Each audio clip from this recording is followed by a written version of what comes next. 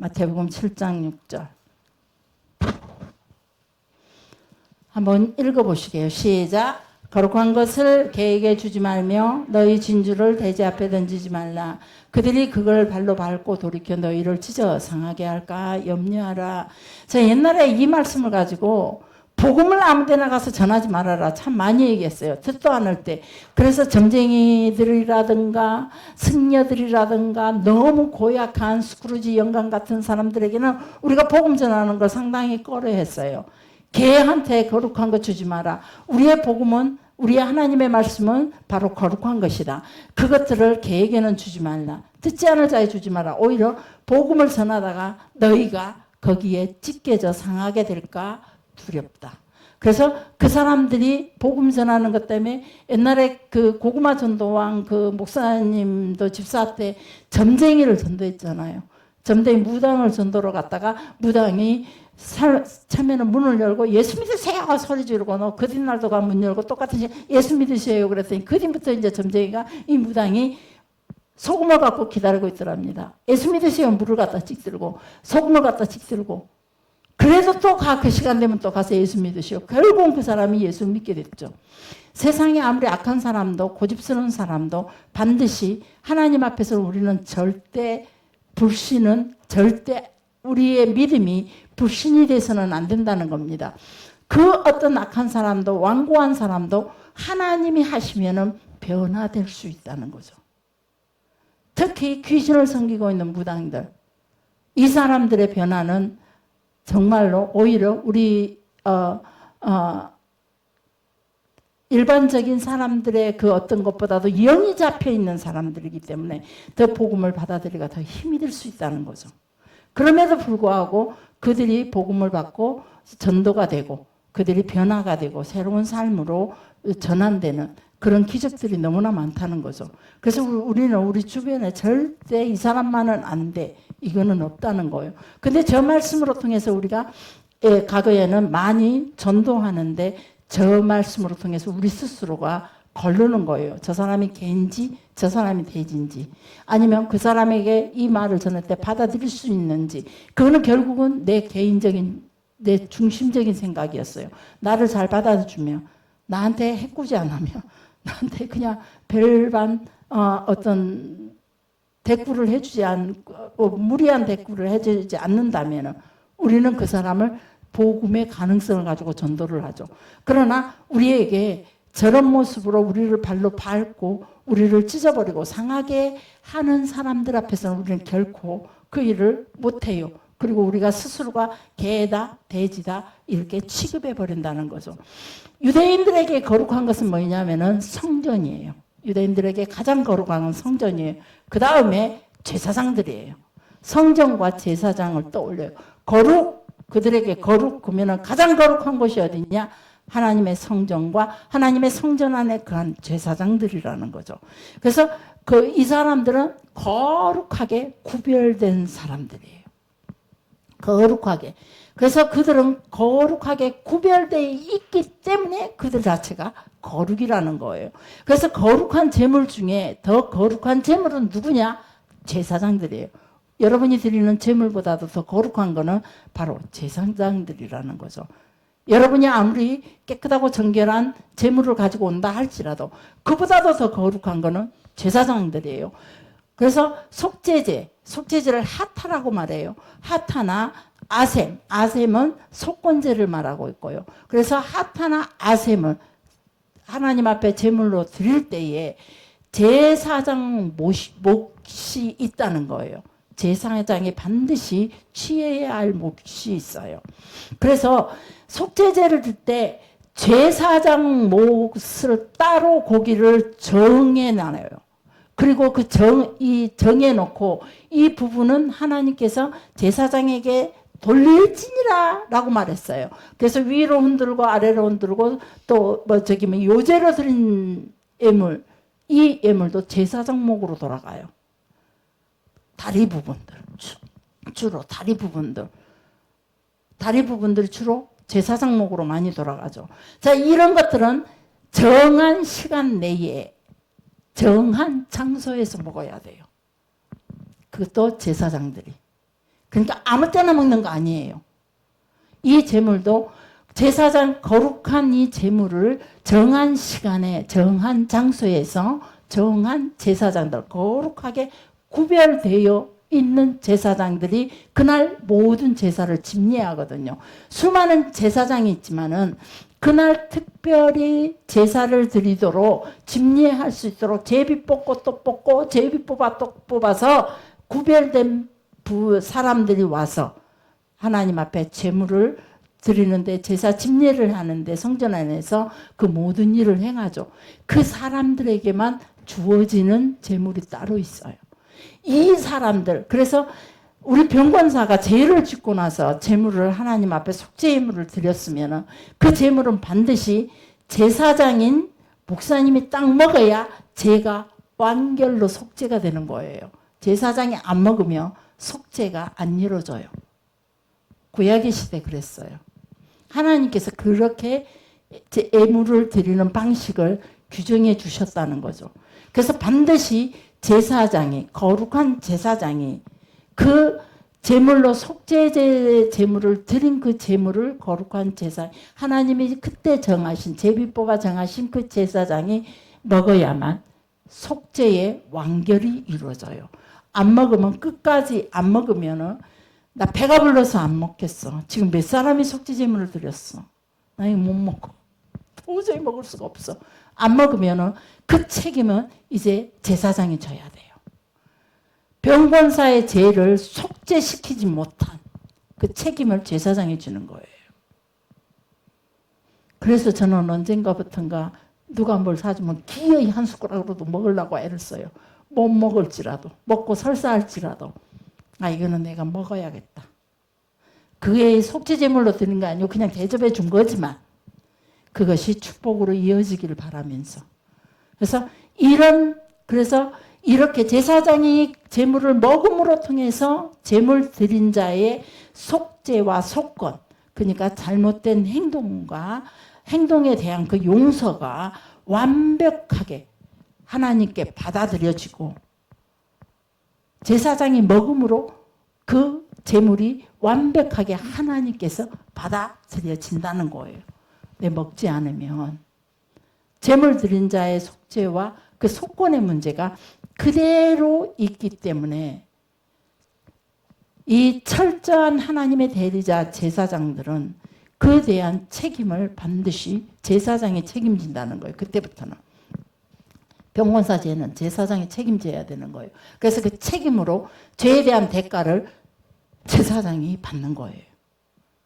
이렇게 하나님께서는 기어이 교회와 하나님 백성들과 하나님의 그 거룩한 성정과 그리고 제사장들과 연결고리를 딱 만들고 하나의 공동체로 딱 묶어놨다는 거예요. 그래서 하나님 나라는 공동체 삶이라는 거죠. 개인적인 삶이 아니에요. 그리고 진설병도 마찬가지예요. 진설병 일주일에 한 번씩 드리거든요. 안식일 날 아침에 딱 떡을 해갖고 와가지고 진설해 놓고 일주일 동안 진설병을 진설해 놔요. 그리고 일주일 후에 교대 근무를 해요. 다른 제사장들과 다시 제비 뽑아서 교대 근무하면서 진설병회가 떡이 몇 개죠? 12지파를 생각하세요. 촛대도 떡도 늘 12개 정도. 네, 12개예요. 그래서 12개를 지난주 근무했던 조가 6개 가져가요. 그리고 새로 들어와서 근무할 조 제사장들이 반절 갖고 가요. 그리고 둘 다 정해진 장소로 한 장소에서 먹으면 안 돼요. 이번에 잘해. 나 이번 주에 이게 하면서 이런 경험이 있어서 이런 쓸데없는 얘기도 하면 안 돼요. 그냥 거룩하게 그 딱 배분해서 지난주에 했던 사람은 저쪽으로 가서 먹고 정해진 장소로 가서 먹고 이번 주 새로 다시 제사장 일을 맡은 사람들이 제비뽑아 제사장직을 수행할 사람들은 다시 그걸 가지고 또 정해진 장소, 그들에게 또 정해진 장소로 가서 양쪽에서 그걸 그 자리에서만 먹어요. 그 자리를 벗어나면 또 죄가 돼요. 부정한 게 돼버리죠. 그래서 이렇게, 그리고 또 한 가지 또 성경에 보면 반드시 개한테 주는 제물이, 개한테 주는 음식이 따로 있어요. 그것을 뭐라냐면 트레파라고 불러요. 트레파가 뭐냐? 트레파가 뭐니까 이거 보면은 들짐승 맹수에게 공격을 당해가지고 1년 이내에 죽을 수 있는 상처받은 가축을 트레파라 그래요. 그렇게 산에서 멧돼지가 내려와서 우리 개 다리를 물었어요. 그거는 내가 먹으면 안 돼요. 그럼 개한테 던져줘요. 다른 짐승에 개한테 던져주는 거죠. 우리 돼지를 와서 물었어. 우리 닭을 와서 물었어. 그럼 그거는 이제 개한테 줘요. 이렇게 개한테 주는 음식은 따로 있다는 거죠. 그래서 이것이 출애굽기 22장의 근거 31절을 근거로 해서 너희는 내게 거룩한 사람이 될지니 들에서 짐승에게 찢긴 것의 고기는 먹지 말고. 그래서 제사장들은 그렇게 들에서 죽은 고기, 찢겨서 나온 거 살아있어도, 생명이 붙어 있어도, 아직은 생생해도 찢겨진 거 제사장들이 먹으면 안 돼요. 그래서 그것을 개에게 던질지어다. 그런 고기는 개에게 던질지어다. 이런 고기는 히브리인들 음식법, 그걸 이제 카세르라고도 하는데, 이 음식법에 의하면은 사람이 먹을 수 없는 음식으로 규정되어 있다 이 말이에요. 개한테 주는 거, 돼지한테 주는 것은 사람이 먹을 수 없는 것들이에요. 그리고 개나 돼지도 역시 부정한 짐승이죠. 정한 짐승은 아니에요. 부정한 짐승이고 그들한테 주어지는 것은 부정한 음식이라는 거예요. 들짐승에게 공격을 당해서 상처를 입은 짐승은 오염된 짐승이잖아요. 그래서 제사장들이나 거룩히 구별된 하나님의 백성들이 먹어서는 안 되는 것들. 오염돼서. 그러니까 보건복지부 개념에서 봐서도 먹으면 안 되고 영적인 개념에 봐서도 저런 고기를 먹으면 안 된다는 거예요. 거룩하고 가치, 이 말씀들은 뭐냐면 거룩하고 가치 있는 것을 그 가치에 합당하게 취급돼야 한다는 것이에요. 저 말씀은. 그걸 가지고 우리가 사람에게 복음을 전한 대로 갖다 너무 많이 비추었다 이 말이에요. 도저히 저 사람은 복음을 받아들일 사람이 아니에요. 천하의 모든 사람이 변해도 저 사람만큼 변할 사람 아니에요. 복음 전할 필요 없어. 성경에 보니까 거룩한 것을 진주를 돼지한테 던지지 마라 했어. 훔치면 안 돼. 우리가 이래서 그쪽으로는 복음을 전하는 것을 많이 안 했죠. 근데 우리가 이 말씀은 하나님 앞에서 거룩하고 가치 있는 것들은 그 가치에 합당하게 취급하고 조심하라는 거예요. 이 말씀으로 우리에게 주셨다는 겁니다. 하나님의 백성의 그 하나님의 거룩한 그 거룩함을 우리가 그대로 늘 유지시켜야 된다는 거예요. 우리 삶에서. 우리의 삶에서 그 거룩한 것을 그대로 거룩한 대로 우리가 지켜야 돼요. 하나님의 이름을 우리는 지켜야 돼요. 우리가 하나님을 믿는다 그러면서 실제로 하나님의 이름을 지키지를 못해요. 제가 그것에 화가 많이 났어요. 전도로 가다가 교회에 가니까 돈이 있어야 장로시키고 돈이 있어야 안수집사 시키더라. 돈이 있어야 건사 노릇도 하더라. 교회가 돈 갖고 사람을 판단하더라. 뭐 이런 소리 많이 했어요. 장로가 거짓말하고 뭐 이런 소리도 많이 했죠. 저는 그럴 때마다 참지를 못해요. 장로가 사기쳤다 소리 들으면 누가 얼마나 사기쳤습니까? 물어요. 기어이. 우리 제가 모르는 장로니까. 그래서 그 사람의 대답에 따라서 저는 반드시. 그러니까 어디 가면은 예수 믿지 않는 사람들하고 복음을 전하다 보면 와, 다 예수 믿는다는 사람들 말 잘한다더니 진짜 말 잘해요 그래요 또. 저는 그게 내가 하나님의 이름을 거룩히 나의 실수로 나의 연약함으로. 그래서 제가 지난번에 전도를 하러 갔을 때 제가 한번 그런 적이 있어요. 전도를 하러 갔더니 순천 누코 앞에 법률사무소에 전도를 하러 갔어요. 그랬더니 젊은 남자 하나가 딱 책상 위에 앉아서 예수 믿으세요? 그리고 문 열고 들어갔더니 아줌마 가 그러더라고. 그래서 제가 왔으니까 전도지는 두고 가야죠. 예수 믿어보세요. 하나님은 살아계십니다. 그 말을 하고 딱 전도 주니까 이 아줌마야 집에 가서 밥이나 똑바로 하고 살아 그러더라고요. 그거 이제 분하더라고요.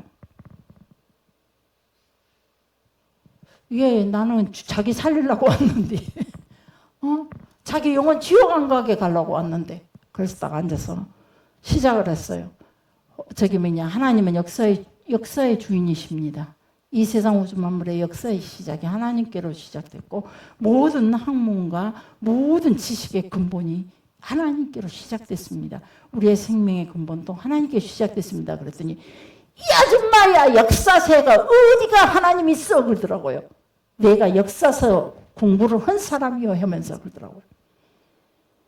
그래서 제가 앉아서 또 시작했죠. 스님 역사는 하나님께로부터 시작됐습니다. 자, 역사가 이렇게 유럽으로 가서 어쩌고 구약 시대로 가서 이제 쭉 설명을 하니까 이분이 교회에서 직분이 어찌 되세요? 목사님이세요? 그러더라고요. 아니에요. 저 목사 아니에요. 그러니까 그러면 장로님이세요? 아니요. 평신도요. 그랬어요. 내가 평신도라 그래야 그 사람이 애망을 한 대 더 칠 기분이 들더라고요. 사모라고 하면 그 정도 되니까 그렇게 말할까 봐. 평신도예요 그랬어요. 사실은 또 평신도니까 집사는 아니니까. 엄밀히 따지면 목사의 갈비뼈니까 목사지만. 그렇게 말한 사람한테 가면 내가 목사라 그래요 또. 나를 평신도라고 우습게 여기는 사람한테 가면 난 목사예요. 우리 목사님의 갈비뼈예요. 그러고 나는 목사요. 장로님들한테 제가 그렇게 한 번 말한 적이 있어요. 네, 이제 여기서는 평신도라고 그랬어요. 시시때때로 내 직분이 달라지는구나. 네. 평신도예요. 우와 대단하십니다. 공부를 많이 했습니다. 아니요 그게 기본이에요. 단지 부끄러워서 말하는 거다 뿐이지. 그랬더니 그러기 전에 수학 문제를 먼저 딱 주더라고요. 수학 문제를 딱 주는데 저요 수학 못해요. 우리 아들 그럴 때 우리 은성이 데리고 갔어야 했어요.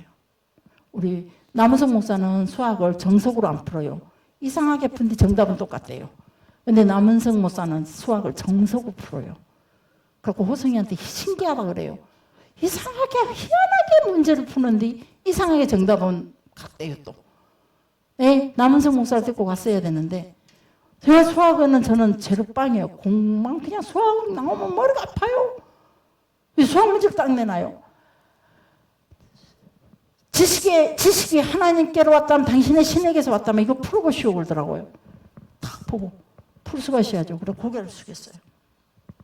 하나님 어떻게 할까요? 저는요 하나님 내가 밀어내서 지식의 근본이 하나님께로 온 건 저는 믿어요. 근데 내가 밀어내서 이걸 증명하지를 못해요. 하나님 용서하세요 그랬어요. 그 순간 하나님 용서하세요. 내가 밀어내서 내가 부족해서 내가 이 수학을 정복하지 못해서 하나님을 드러내지를 못해요. 하나님 저를 용서하세요. 그리고 고개를 들고 그 나한테 줬던 것을 반대로 땅 위로 돌려문질 주면서 죄송합니다. 저는 이 모든 지식의 근본이 수학이 모든 근본들이 우리의 언어의 모든 근본이 하나님께로 온 줄 믿습니다. 하나님께로 왔습니다. 그분이 우주 만물을 창조하셨고 모든 언어를 주셨고 성경에가 이렇게 나와 있습니다. 그런데 단지 제가 배우지 못해서 제가 밀어내서 이 지식의 근본이 하나님이라는 걸 제가 드러내지 못합니다. 그러면서 요리 딱 내미는데 숫자가 하나 딱 떠올라요. 남우석 목사가 절 닮았더라고요. 휙 돌려갖고 숫자를 딱 썼어요. 그리고 요리 줬어요.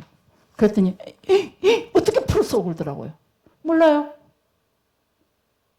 저는요 이 수학 풀 줄 몰라요. 근데 제가 방금 말씀드렸듯이 지식의 근본이 하나님께로 옴을 믿습니다. 근데 내가 밀어내서 하지 못합니다. 제가 잠시 하나님께 그렇게 기도했습니다. 그리고 그 말 그대로 선생님께 말씀드렸습니다. 근데 숫자가 생각나서 기록했습니다. 그러더라고요. 그러더니 나중에 길가에서 사모님! 뭐라고 사모님이 제가 그때 사모라고 계속 그 집을 전도로 다니면서 한 2번 더 갔거든요. 이렇게 교회에 나올 것 같이 얘기하더니 여수로 전근 간대요. 여수로 가서 사무실을 차린대요. 그러면서 길가에 있는데 사모님 누가 불러요? 봤더니 옆에가 승용차가 나타나요. 어디까지 전도 가십니까? 제가 데려다 드릴게요. 그러더라고요. 그래서 그 차를 탔어요. 일부러. 타고 이런저런 얘기하다 여수 가시면 꼭 하나님 믿으십시오. 하나님께서 당신을 사랑하십니다. 또 복음을 전하는 데 있어요. 교회 다니는지 아닌지는 잘 모르겠어요. 저도 이제 많은 전도자들이 이렇게 옛날 우리 진돗개 전도왕도 그랬죠. 몇 명 전도했죠? 아시아의 진돗개 전도왕이 숫자가 엄청났어요. 근데 그 순천의 사람들 다 어디 갔을까요? 예수는 그렇게 전도했는데 전도는요, 교회까지 불러들인 데가 전도더라고요. 단지 복음 전한 사람들 다 전도를 했더라고요. 그분들은.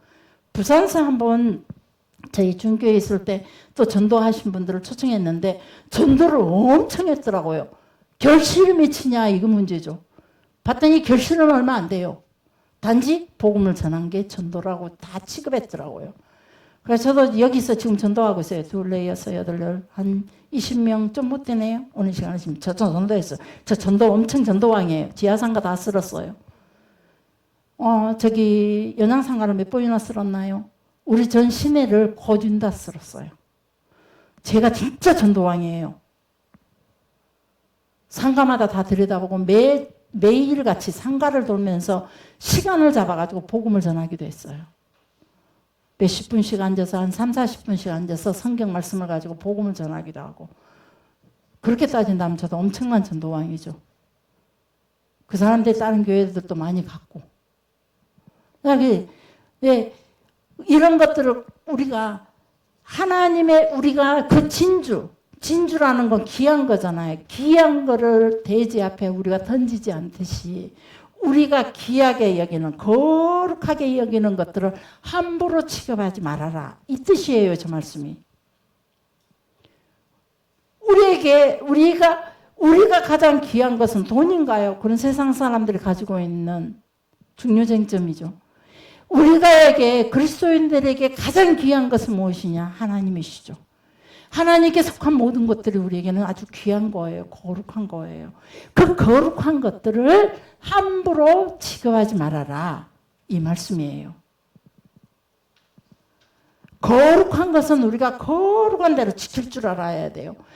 여러분이 복음을 전하든지 여러분 스스로 어떤 상황 속에 있든지 때로는 우리가 옳고 그름을 분별하기 위해서 목청이 커질 수도 있어요. 병건사 안 된다니까. 그건 잘못됐다니까. 병건사 아니에요. 이게 노라요. 아니야. 이게 노라. 우리 숫자 피차간의 소리가 커질 수도 있어요. 그러나 그것을 끝내 우리는 거룩하게 지키기 위한 것이라면 그거는 거룩이라는 거죠. 거기서 우리가 따라야 할 것은 어느 것이 더 거룩한가? 내가 우기는 게 더 거룩한가? 병건사가 우기는 게 더 거룩한가? 그 거룩한 쪽을 찾아가는 거죠. 가치에 있는 개념의 그 거룩한 것, 그걸 진주로 표현했던 겁니다. 하나님의 나라와 하나님의 이 의를 비유로 일컫는 거예요. 이게 하나님의 나라와 하나님의 의, 이게 거룩한 거예요. 그러면서 마태복음 7장 7절 말씀에 이어서 주시는 말씀이, 자 7장 7절 봅시다. 시작.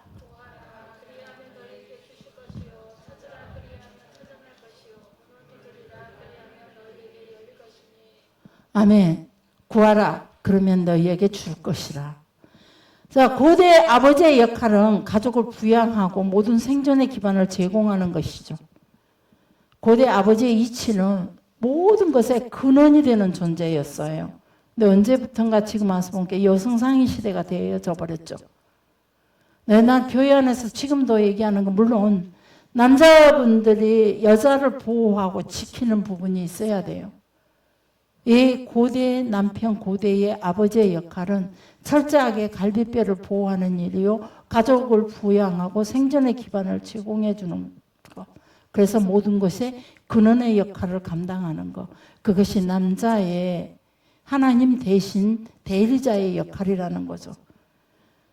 그래서 아버지와 아들의 관계가 하나님과 그 백성의 관계이기 때문에 그렇게 그 관계로 우리에게 설명을 해주면서 너희는 이렇게 기도하라. 그 기도의 내용이 처음으로 하늘에 계신 우리 아버지여. 주기도문 설명하면서 다시 설명했지만 하늘에 계신 우리 아버지여.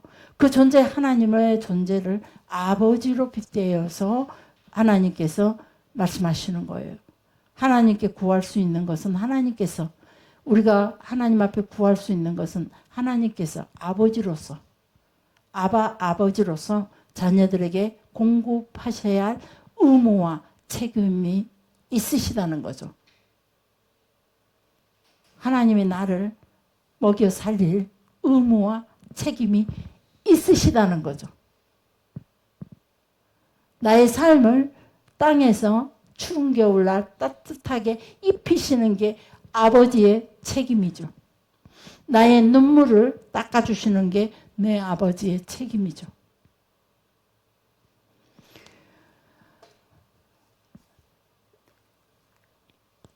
우리에게 모든 것을 공급해 주실 수 있는 아버지라는 사실을 기초로 할 때 이 내용이 가능한 거예요.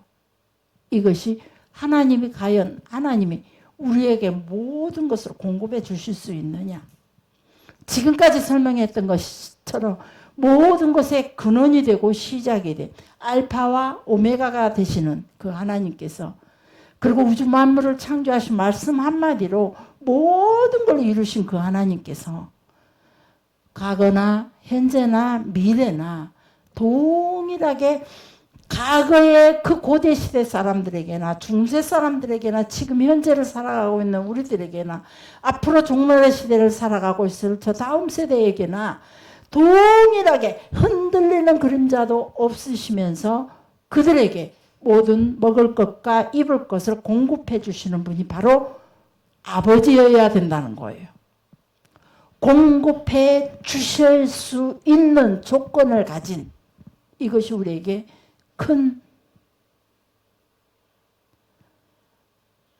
우리에게 모든 것을 공급해 주실 수 있는 조건이 있는 분, 그분이 바로 우리의 아버지가 돼야 나의 삶에 모든 것을 다 공급해 주신다는 거죠.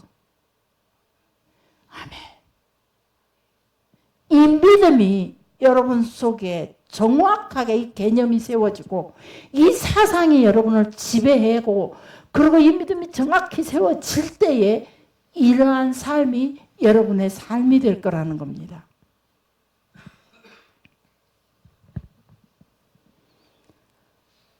너무나 정확하신 하나님이십니다. 우리는 실수할지라도, 우리는 잘못 판단하여 넘어질지라도, 잘못 계산하여 폭망할지라도 하나님이 내 아버지로 모든 걸 공급해 줄 수 있는 그분이시기에 우리가 그걸 믿고 그분의 말씀 한마디가 나의 모든 삶을 좌지우지할 수 있다는 거죠.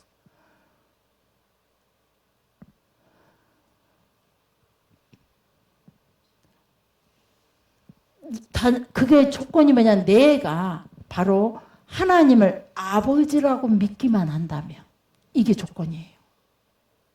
내가 하나님을 아버지로 믿기만 한다면 무조건 공급해 주신다는 거죠. 믿기만 한다면. 그러면은 믿고 구하라 그랬어요. 구하라. 믿고 구하라. 구하라 그랬는데 그 구하는 것은 무엇을 구해야 하냐, 이거 문제죠.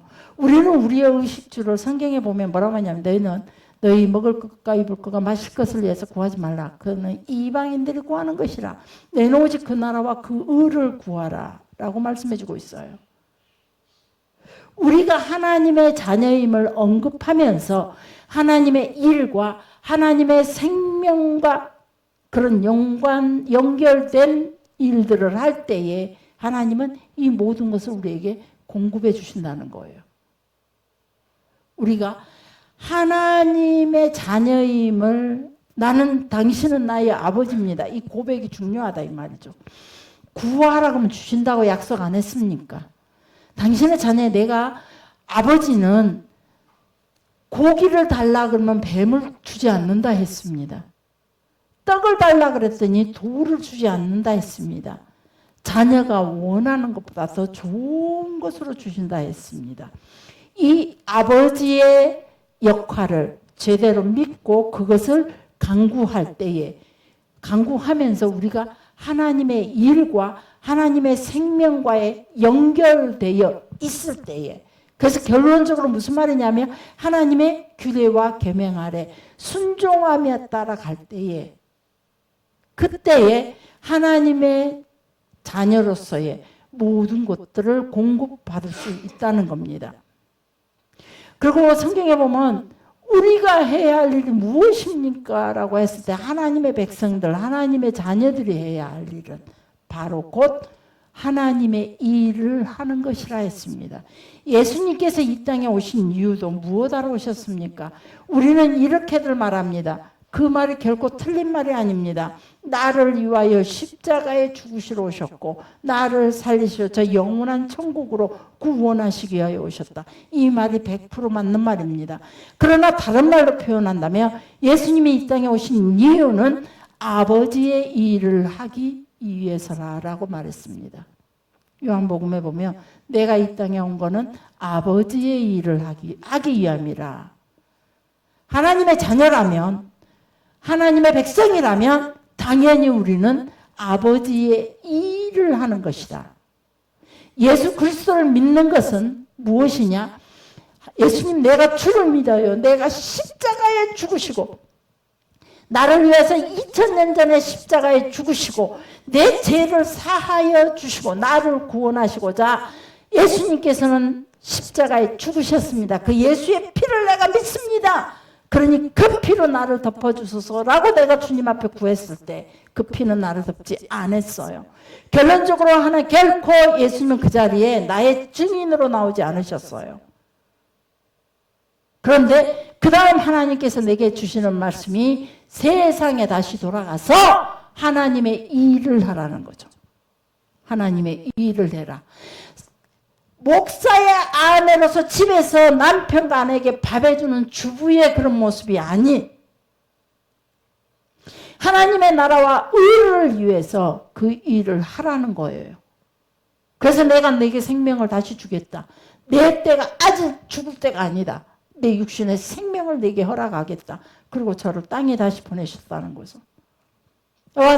그러면서 하나님의 일이 어떤 건지를 계속 잠을 안 재우고 말씀 속에서 저를 가르치시고 기도할 때 사건과 사고들이 생기면서 고난과 훈련으로 통해 그때그때 하나님의 뜻이 어떤 건지를 계속 가르쳐 주시고 슬플 때 와갖고 주님 앞에 섰어도 그때도 하나님의 네가 그 슬픔 가운데서 행해야 할 하나님의 일이 어떤 것인지를 가르쳐 주셨고 나와 교인들 간의 불신 가운데서도 내가 그때 행해야 할 하나님의 일이 어떤 건지 나를 거역하는 사람 앞에서 내가 그때도 행해야 할 하나님의 일이 어떤 건지 불신 가운데 있는 사람들에게도 내가 그때 그 앞에 서서 하나님의 일을 행하는 것이 어떤 것인지를 그런 걸 가르쳐 주셨다는 거예요. 이런 자는 구하는 것마다 하나님이 허락하신다는 거죠.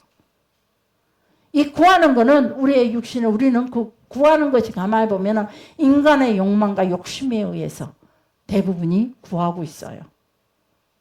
근데 이 구하는 것조차도 뭐냐면은 결국은 하나님의 나라와 의예요. 그걸 위해서 기도할 때에 나머지는 먹을 거, 입을 거, 마실 것은 하나님께서는 저절로 까마귀로 통해서 만나와 메추라기로 독이 들어있는 물이 너무 짜서 먹을 수 없는 물이 생명수로 바뀌고 바위에서 물이 터지는 역사가 있고 다 말라 가뭄 중에 다 말라버린 밀가루와 기름통이 마르지 않고 흉년 중에 농사는 지었지만 다들 그 흉년으로 농사 씨앗을 뿌렸지만 아무것도 거둘 수 없었는데 흉년 중에 뿌렸던 그 씨앗이 100배의 축복으로 이삭에게 주셨던 것처럼 곤란 중에 이스라엘 백성들이 포로 귀환으로 돌아와서 곤란 중에도 하나님의 일을 먼저 출발을 했다는 거예요. 하나님의 성전을 짓고 예루살렘 성을 건설하면서 그럴 때 곤란 중에 하나님의 일을 했을 때 그들의 삶이 예루살렘 성에 다 무너졌던 성벽이 세워지게 되고 곤란 중에 하나님의 일을 시작했던 그들에게 제사들을 양떼들보다도 더 많은 사람들을 예루살렘 후손들로 허락해 주셨고, 우리는 우리의 삶 가운데서 하나님의 일을 어떻게 이루는가, 무엇을 구하며 어떻게 살아야 되는가, 거룩한 것 개에다가 던지지 않고 대제에게 주지 않고 내가 끝까지 지켜야 할 그 거룩함이 무엇인지, 이게 이걸 깨닫는 것이 지혜예요. 이게 깨닫고 순종하는 것이 바로 하나님의 일을 하는 하나님의 자녀요, 하나님의 백성이라는 거예요. 그것이 곧 하나님의 의와 진리라는 거죠.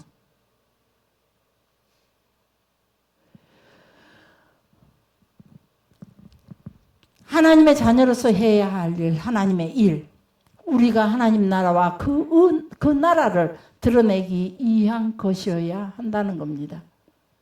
나의 분노도 하나님의 의를 드러내는 분노로. 전에 제가 그 성격 가지고 혹시 ENJJ, 제가 특이한 성품이래요. 흔하지 않는 성품이라고 그랬죠.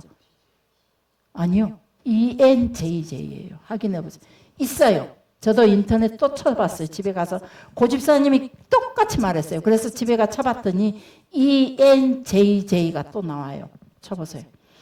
ENJJ가 나왔어요. 근데 ENJJT예요. ENJJ 쭉 긁고 T로 나오더라고요. 그래서 제가 그 성격이 보면은 특이한 성품이래요. 근데 지금의 제 성품을 그대로 말해주고 있다는 거죠. 근데 과거에는 제가 저희 교회 안에서 여러 가지 성품적인 조사를 많이 했어요. 우리가 SQ 하면서도 했었고, 옛날에 성령운동 하면서 아브라함과 같은 성품이냐, 바울과 같은 성품이냐, 이런 것도 많이 그때 그런 어떤 것으로 통해서 봤는데, 지금 성격은 아니었어요. 무슨 말이냐면은, 우리의 성품은 다시 말한다면 기본적으로 하나님의 성품이었어요. 선하고 아름다움.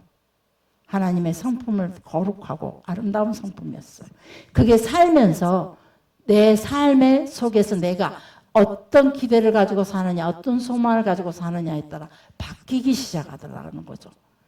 여러분, 세상의 지식을 맹목적으로 우리는 믿으려고 해요. 세상의 지식들은 전부 다 존두의 사상에서 온 헬라 문명에서 온 지식들이에요. 하나님과 관계가 멀어진 세상의 이론이요, 세상의 지식이에요. 이것도 여러분에게 제대로 설정되어 있지 않다면 우리는 늘 세상의 지식에 끌려당겨요. 하나님의 지식은, 하나님의 성품은, 하나님의 말씀의 그 시작은 전부 다 다른 거예요. 정반대의 길이에요.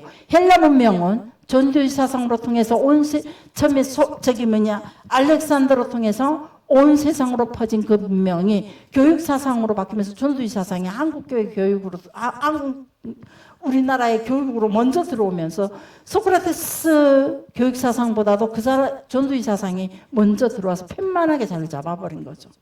그래서 오직 교회 안에서만 소크라테스가 페스탈로치 사상이 교회 안에만 조금 복잡거리다가 존두의 사상이 완전히 교회 안에서도 져버렸어요. 사라졌어요. 그래서 하나님께서 뭐라고 말씀하시냐면, 너희의 사상과 너희의 생각과 너희의 믿음의 구조들, 앞으로 바라보는 미래의 소망들, 비전이라고 제시하는 모든 것들이 다 사단의 것이다, 세상의 것이다, 내 것이 아니다 라고 말씀하시는 거죠. 우리는 원래가 하나님의 성품이었어요. 거룩하고 아름다워. 그래서 우리가 그 성품으로 회복되어져 가야 돼요. 변화된다 그랬더니, 우리 이 집사님하고 한번 그 얘기를 했더니, 변화된다는 것뿐이 아니라 그러면 회복되어지는 거네요. 그 말이 맞죠. 회복되어지는 거죠.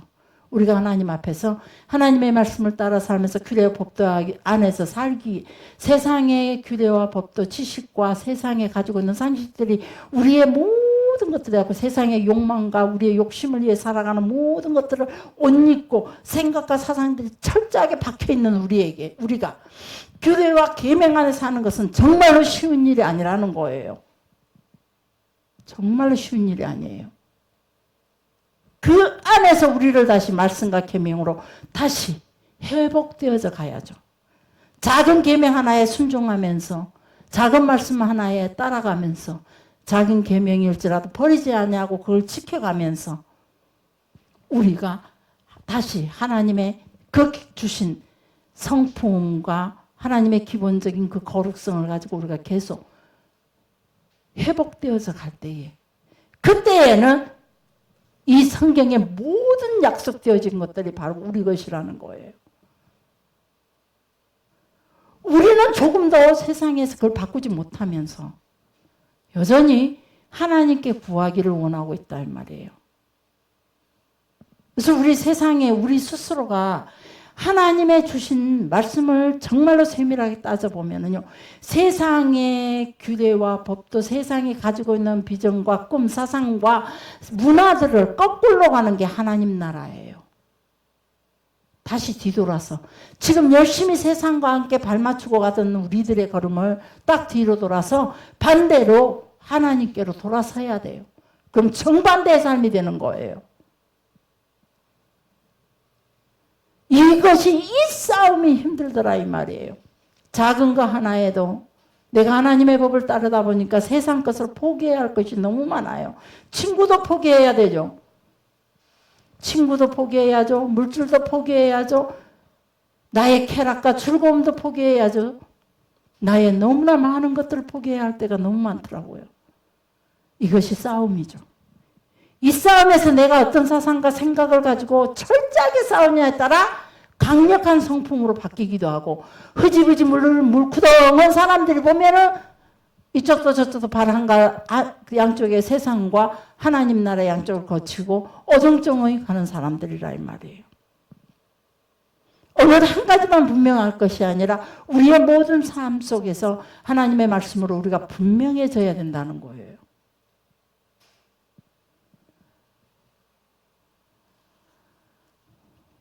우리가 가지고 있는 꿈들은 저는 어렸을 때부터 참 많은 꿈을 꿨어요. 아무것도 없는 것이 오늘 또 주님 앞에 하나님 정말 내 것은 아무것도 없는 내가 지금까지 살아온 것 보니까 참 많은 것들로 하나님 앞에서 내가 살아왔습니다. 내 것이 하나도 내 것이 없는 상황 속에서 나는 많은 것들을 가지게 되었고 많은 것들을 내가 그렇게 살았습니다. 그런데 나는 주님 앞에 어떻게 살아왔는지 다시 한번 나를 돌아보게 됐습니다. 사랑하는 성도 여러분, 우리가 구할 것은 오직 하나님의 앞에 거룩함을 지키는 겁니다. 그 거룩함을 어떻게 지키냐에 따라 우리의 성품도 달라진다는 거죠. 내가 무엇을 쫓느냐에 따라 성품의 변화가 있는 거예요. 기본의 성품은요, 하나님 거예요. 사단이 준 거예요. 우리가 쏘갔고 그것이 마치 옳은 것처럼 그것이 마치 내 옷인 것처럼 오랫동안 입고 있어 놓으니까 세상이 다 똑같은 옷을 입고 있으니까 그것이 옳은 것처럼 그것이 진리인 것처럼 우리의 생각이 미련하여 깨달지 못하고 어두워 있다 이 말이에요. 눈을 떴으나 보지 못하고 귀가 있으나 듣지 못하고 마음이 있으나 깨달지 못하는 그런 어두운 영이 되어버렸다 이 말이에요. 하나님 말씀 안에서 정확하게 구별하고 규정하고 하나님의 말씀을 제대로 세우고 그분의 뜻이 무엇인지를 우리가 어디를 바라보고 사느냐. 여러분 어디를 보고 사세요? 세상을 보고 사세요? 하나님을 보고 사시잖아요. 하나님을 보고 산다면 그 하나님께로 주어지는 규례와 계명대로 주시는 말씀대로 내가 그 안에서 나를 회복시켜 하나님의 백성으로 회복시켜 가는 것이 바로 변화죠. 그 길을 가면서 살 때에 나머지는 내가 완벽한 하나님 이 땅에 사는 날 완벽한 하나님의 성품으로 변화는 안 되지만 변화시키기 위해서 그 안에서 순종하고 복종하며 빼비작거리면서 막 혼자 고통스러워하면서 변치 않는 내 성품으로 인해서 혼자 괴로워하면서 눈물을 흘려가면서 세상과 계속 부딪히면서 살아가고 있는 나를 하나님이 아주 귀하게 보시더라는 거죠. 그런 여러분을 하나님이 귀하게 보시고 하나님이 철저하게 너는 그 변화에 힘써 회복에 힘써. 내가 너희 먹을 거 입을 거는 책임져 줄게. 너희는 하나님 앞에서 너희가 그 거룩한 것만 지키기 위해서 노력을 해. 이렇게 된다는 거죠. 기도하겠습니다. 살아계신 아버지